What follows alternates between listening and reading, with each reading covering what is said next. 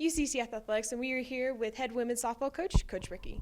So, Coach, this weekend marked the first time ever UCCS defeated LCU, first time you scored a run against LCU, and first time LCU was shut out this season. What are your thoughts about that game and how your team did? It was really an incredible game to be a part of, especially after the way we played against them last week, where we really struggled to put anything together against their ace.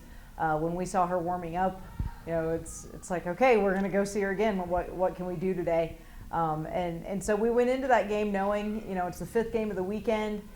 If things get lopsided early, we had one plan, and if it stayed close, we had another. And we were able to get, Braylon Crenshaw through an incredible complete game there and just kept us in it the whole time. And we had a little bit of a quirky play on a drop third strike to get Peyton Reisman on board. And then, Courtney came in with her home run. So it was a really cool game. It was a lot more like games from 10 to 12 years ago with a low scoring game, and you're not back and forth the whole time. It was just really good softball. We got lead outs. We did the right things on defense, and it was a really cool thing to be a part of. So we're really proud of that win. Sounds good. And then you had Courtney, who was tabbed this week's RMAC Softball Player of the Week. What do you have to say about her and what she brings to the team?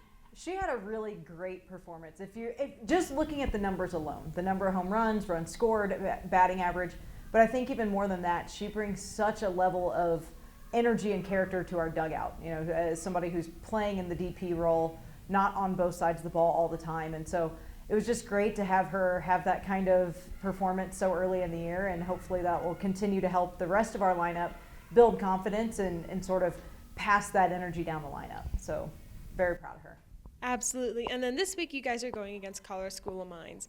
And I know the weather hasn't been nice to you guys to getting outside and going to practice, but what are you wanting to focus on mainly in practice this week to prepare for that game? Well, obviously with the weather being what it is, we're going to have a lot of offensive focus. So from that standpoint, we still have plenty of things of offensive things to focus on in terms of getting a better handle of what our strike zone looks like, stretching that strike zone when we're behind in the count, hopefully working to not be behind in the count as much as we've been in the first 2 weeks.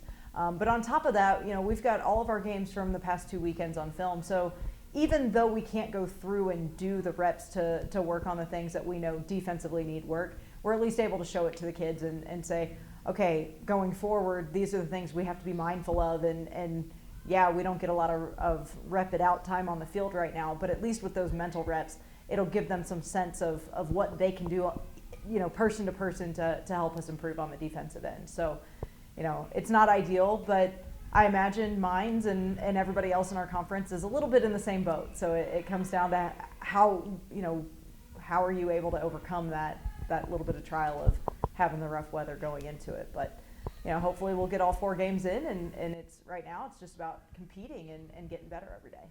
Sounds good. Well, thank you so much, Coach, for Absolutely. your time. Good luck this weekend. Thank you. Go Mountain Lions.